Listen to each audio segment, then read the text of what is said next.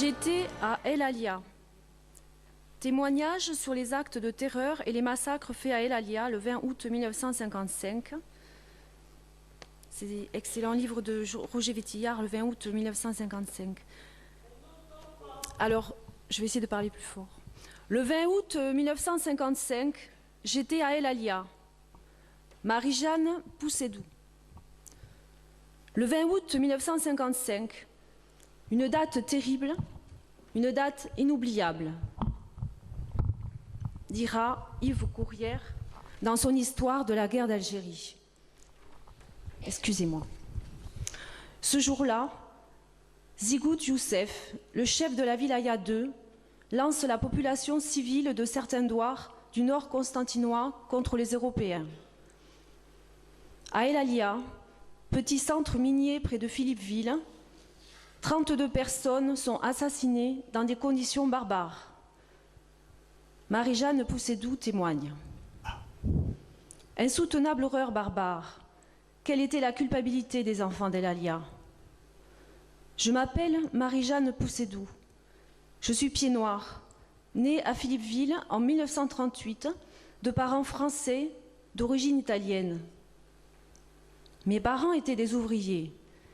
Toute ma famille, frères, oncles, cousins, travaillaient à la mine d'El Alia, près de Philippeville.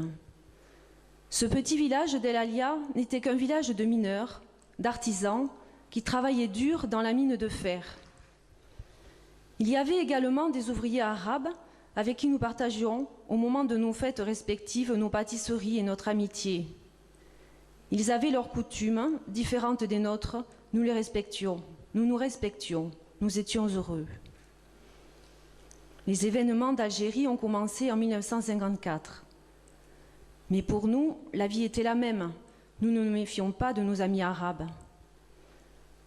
Je me suis mariée le 13 août 1955. Nous avons fait une belle fête et tous nos amis étaient là, notamment C, le chauffeur de taxi arabe que nous connaissions bien. Avec mon mari, le 19 août 1955, avec mon mari Avec mon mari, nous sommes partis en voyage de noces.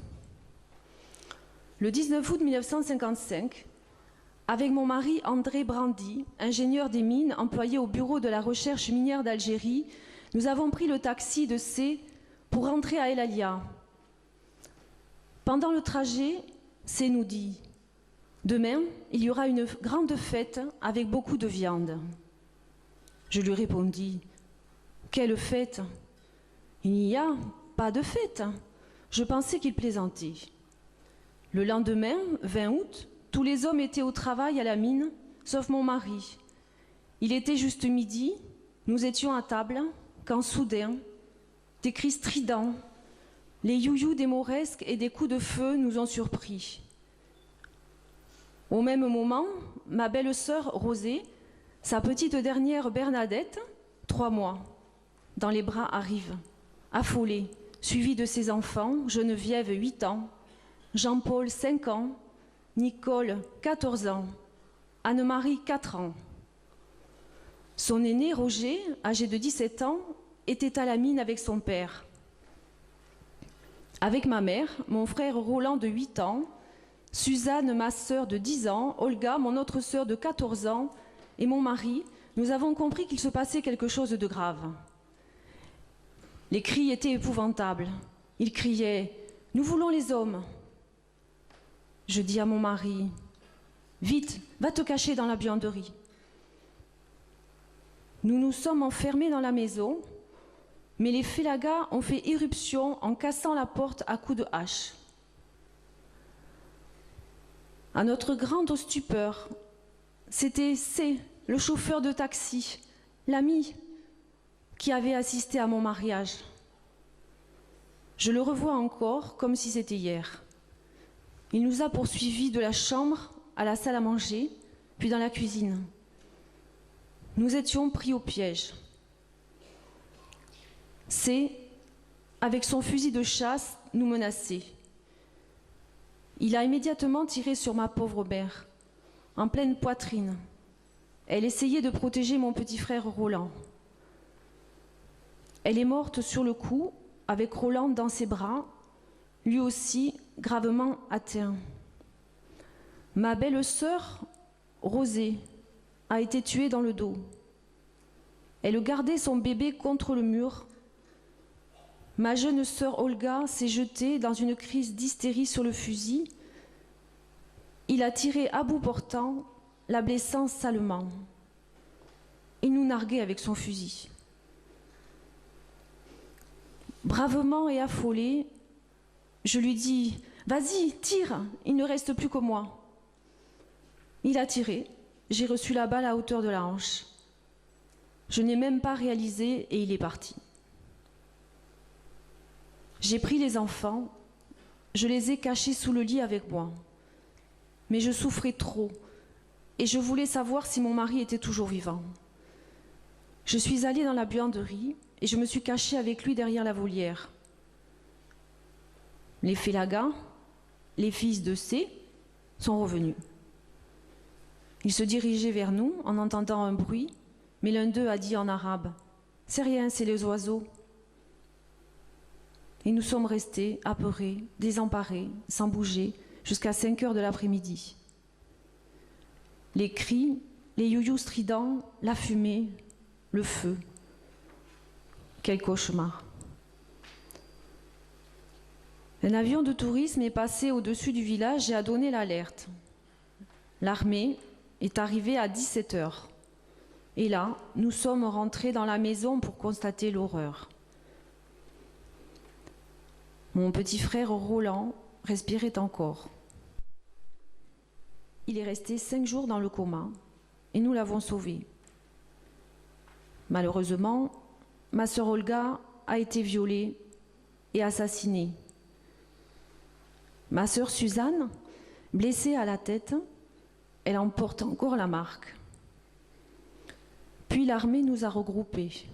Ma famille, Azeï, tous massacrés au couteau. La sœur de ma mère, son mari, ses 2 filles, dont l'une était paralysée. L'une des filles qui était en vacances avec son bébé a été, elle aussi, assassinée à coups de couteau. C'est la fiancée de son frère qui s'était cachée, qui a tout vu et nous l'a raconté. Le bébé avait été éclaté contre le mur. Puis, mon cousin a été tué à coups de fourchette au restaurant de la mine. Le frère de ma mère, Piero Scarfoto, a été lui aussi massacré en voulant sauver ses enfants à coups de couteau, les parties enfoncées dans la bouche, ainsi que mon neveu Roger, âgé de 17 ans. Mon père, sourd de naissance, blessé à coups de couteau, s'était réfugié dans une galerie abandonnée. Il n'a pas entendu l'armée. On ne l'a retrouvé que 15 jours plus tard, mort à la suite de ses blessures. Il a dû souffrir le martyre. Mon jeune frère Julien a été également massacré. 13 membres de ma famille ont été ainsi martyrisés, massacrés par le FLN. Je suis restée à l'hôpital près de 3 mois. J'avais fait une hémorragie interne avec infection, car les balles fabriquées étaient bourrées de poils, de bris de lames, de rasoirs. Nous avions échappé à la mort, mais pas à la souffrance. Mon mari fut muté à Bougie, mais le chantier ayant subi une attaque, il a dû fermer. Puis à Ampère, près de Sétif. Et finalement au Sahara. Mais les femmes n'étaient pas admises. J'ai été recueillie avec mes 2 frères à la Cône-les-Bains, chez les sœurs de Saint-Vincent-de-Paul, et j'y étais déjà venue plus jeune. Le Félaga meurtrier de ma famille a été arrêté. J'ai dû venir témoigner pendant 3 ans en Algérie, car j'étais le seul témoin. Mon témoignage fut mis en doute, du moins la façon dont les miens ont été massacrés. Ils ont déterré ma mère pour voir si je disais la vérité.